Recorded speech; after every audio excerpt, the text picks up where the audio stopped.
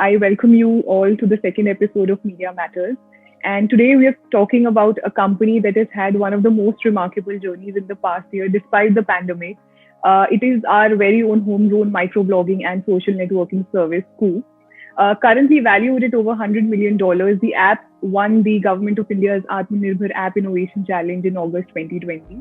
So, a people-first platform, Koo helps and brings together the largest community of Indian language speakers. To speak more on the exciting journey that the app has had so far, let's Koo together with the two champions behind the app, Mayank Bidwatka and Aprameya Radhakrishna. We welcome you both. Right, thank you. Thanks for having us.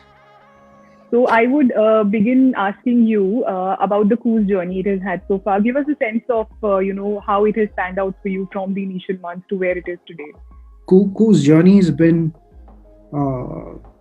quite exciting for us. We started in March 2020. We had started work on this in November 2019, and we were discussing how there's a big gap in an open expression platform in Indian languages.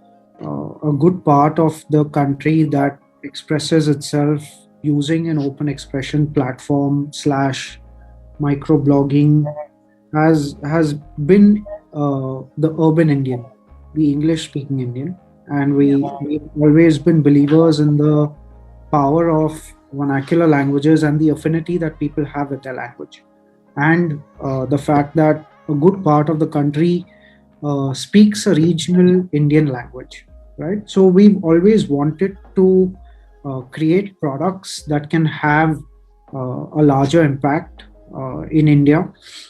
And when we were looking at products that we should launch to cater to these audiences, something like Koo came to mind, right? And we started developing this in November 2019 with this core proposition in mind. We had launched in March 2020, and we launched this in Kannada, and we got a really good response when we had launched it. We had launched it in a small town called Mandya, which is near Mysore. And we had done a press conference with a few journalists there. We were trying to show them the initial product. Got immediate feedback, iterated on it. So the early days were really encouraging, and that gave us a sense that this experiment is working well. And as months went by, we launched new languages. We launched Hindi. We launched a bunch of other languages. In August, we participated in the Atmanirbhar App Challenge with the same thesis that a good part of India is not able to participate in a broader open expression platform because they don't have a deep immersive experience in Indian languages. So, over 7,000 startups had participated in that, and we were chosen among the top 20, 25 at the time, and things have been good since then. There's been a lot of visibility. PM Narendra Modi spoke about the app in his Mann Ki Baat speech. The growth has been phenomenal. We've added many languages since then. Koo has also been taken up by a lot of celebrities and a lot of prominent faces across various spectrums of society, across categories, like whether it's sports, whether it's the defense, or politicians, Bollywood artists, celebrities. So a lot of love that we've seen from all over the country, and it's been phenomenal. Right. So very evidently, the app has garnered a lot of traction in rather less time. But I want you to give us a sense of some of the initial challenges that were brought on the table for you on the business front or on the consumer sentiment front. That plus any silver linings that you may have found, considering that there were already a lot of players in the market when you actually entered. So what were some of the challenges and opportunities for you? Yeah. Apu, you want to take that? Yeah.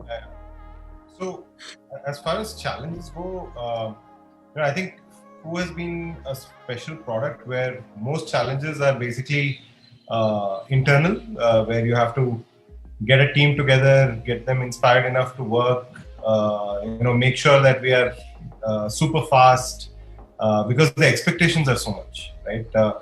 Every time I put out a Koo, apart from, a lot of people saying, okay, we're with you, we love Koo and all those things, there are at least 100 feature requests that come as well, right? So the expectation of a 1-year-old startup is tremendous. So that's really encouraging for us.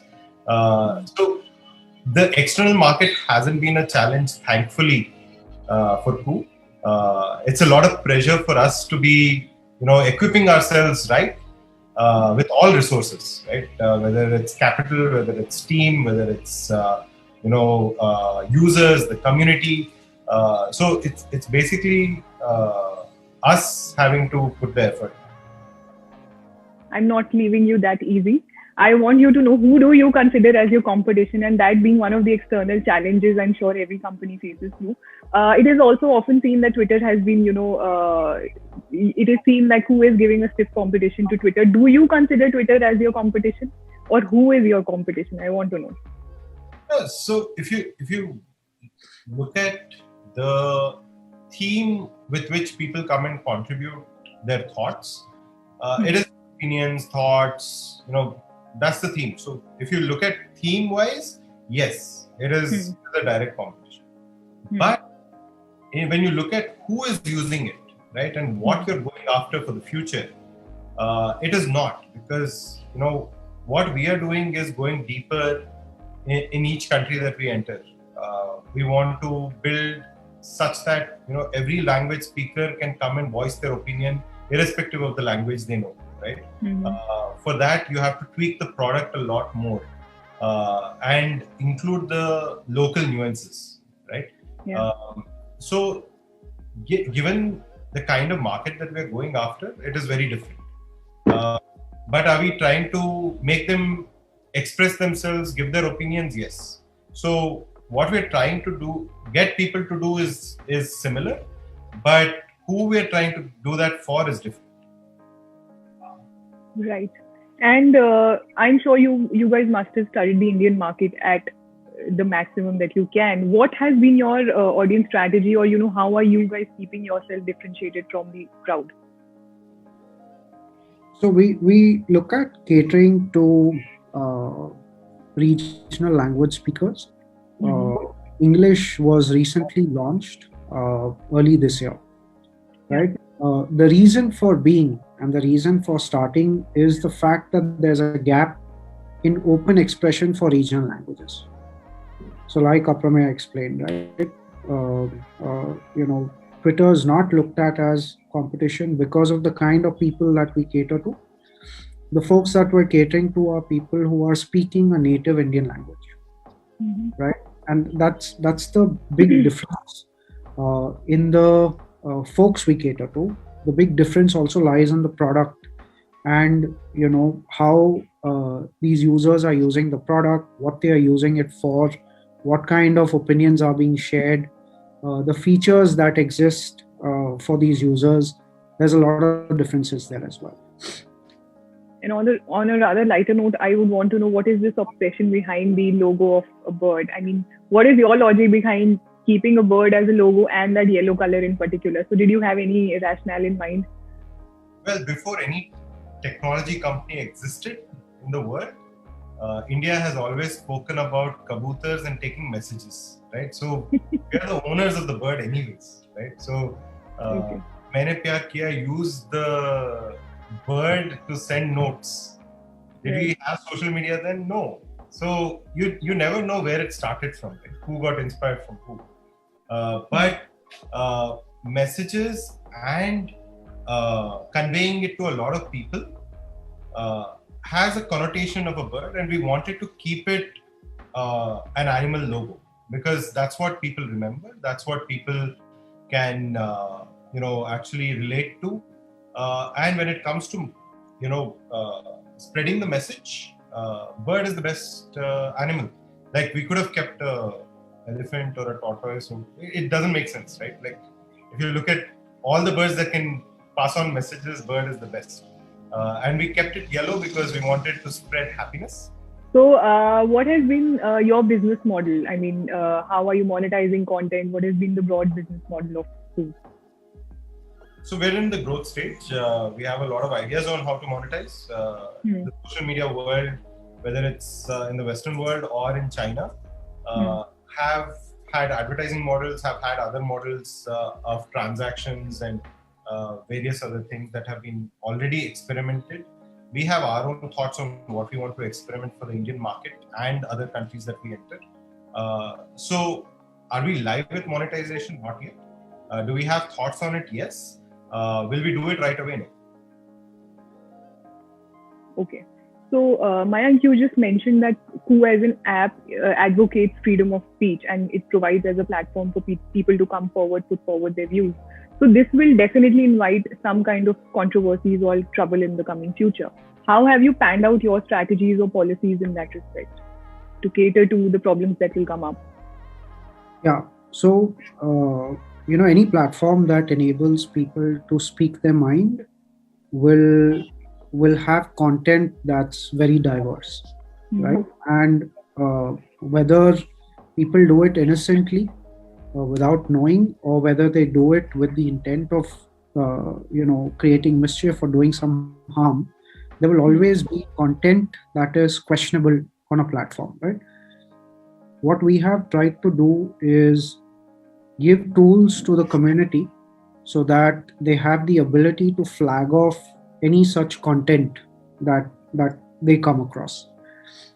One is their ability to report it.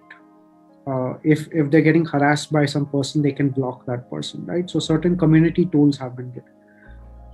We take a look at the content that gets reported and see it from a legal lens, right? Everything is about a legality, and if a content is flouting an existing law in the country, right? We don't try to be the judge of the quality of the content or put on any kind of bias. Right. So that's basically the future of content moderation anyways. Every country will have its law, and you need to ensure that the content being produced by the citizens of that country is abiding by that law, right? It's the same thing that happens offline. All that we have to do as a platform is enable those similar processes online, give as much power as possible to the people so that as a community they can keep highlighting any such content, and the objective will always be to bring in as much transparency as possible so that the content creator or the content viewer knows why this particular content was flagged off, under which law, was it flouting certain rules, is it yet under contention, why is it under contention, what are the next steps. So the idea is to bring in as much transparency as possible, so everyone feels like they've got an explanation for what has just happened. Right. And Mayank, Koo's reception as an app in India has not been all sunshine. It has garnered flack as well. So flack in the sense of personal data being taken by the app. So how are you panning out your strategies in terms of data privacy and protection? What kind of protection are you giving to the users in that respect? Yeah, so whatever was brought up earlier as far as data protection was concerned was actually something that we had denied back then as well. And it's very simple. This is a public platform, and the information that you share with the public platform is optional and up to the user, right? The only data that the user shares with us that they would not like us to share with anybody else is the phone number that they use to log into the app, right? And we use a phone number because we're catering to a larger part of India, which has a much higher likelihood of having a SIM card than an email, right? And hence we've always gone ahead with a phone number as a login mechanism. So that is something that was never flouted anyways. Every time some platform does well, it'll always attract both sides of both sides of kinds of people that will try to bring it down and stuff like that. So that's as far as data privacy is concerned. We actually have some of the best security measures that a platform can employ to keep our users' data secure, right? We're going to undergo certain ISO certifications to ensure that we're able to pass that trust onto our users. Okay, so since you're not that old in the industry, what were some of the initial feedbacks that you got and how did you work upon them? Well, like Pramaya was talking about, we've actually been very lucky to be a product that evokes very strong emotions with the users, and they're extremely involved with this product. So we'll keep getting emails, we'll get coups on the platform saying, I want X feature, I want Y feature, can you hurry it up? These are the 5 other things that I think we should improve on. You'll have people writing into us saying, we want to invest in your company, even if it's 5,000 rupees, can I please invest in this? I'm a developer, can I please help develop this particular feature? So we've actually run multiple startups before, but none of them have evoked such strong feelings amongst the users. So I think that's been fabulous. And, we keep getting feedback. And, this feedback actually helps us. And a lot of these are features we've never thought of earlier. Sometimes, the users are using it a lot more than we might be using it, or that we might be using it because we're busy building it.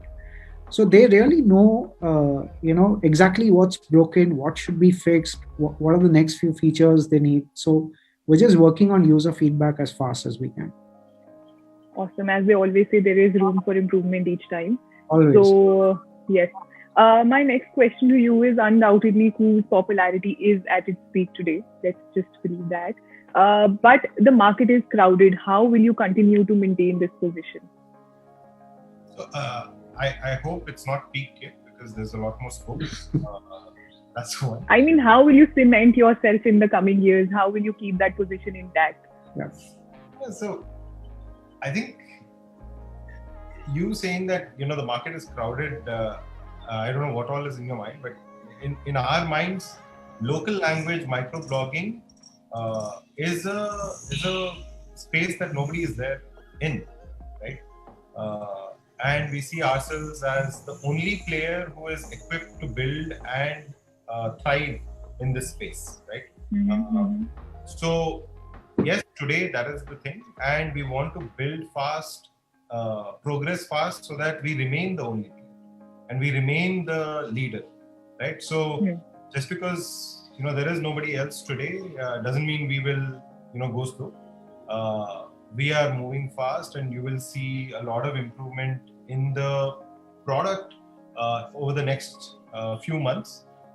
So we were a very small team. We've just raised money. We've just hired a new bunch of guys who are coming in with a lot of enthusiasm to build with us. Everybody has a job. They have their 1-2 months notice that they have to serve. So they're just about joining the team, and our story starts now. So what we think has happened is basically a nice little foundation. The structure is being built today, and that structure is going to be built with the users because there's so much feedback, so much love, and who will be built in public, and it will be one of the largest startup stories that will go international from India.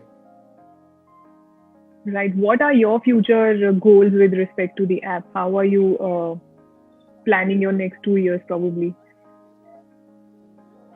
So one is build a crazy team who's really passionate about building a social network out of India, giving a voice to every person irrespective of language. I think there are a lot of Indians who come from small towns who understand the nuances of what the people in those small towns go through when everybody's talking in English, but they're not being involved in a conversation. The feeling of being left out of your own country. There are lots of people who are joining us because they understand the problem that we are trying to solve. Right? I think that's the biggest thing that we want to focus on, which is building the team.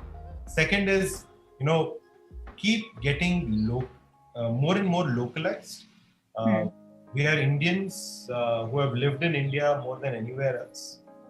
We understand the local market better than anyone else. We speak local languages. We know how context shifts from, when I'm talking professionally, like right now, I'm talking English. As soon as I end this, I go out, I'll talk to my wife in Kannada. As soon as I step out of that and I'll talk to somebody in Hindi. I'll give an interview on a Hindi channel in Hindi.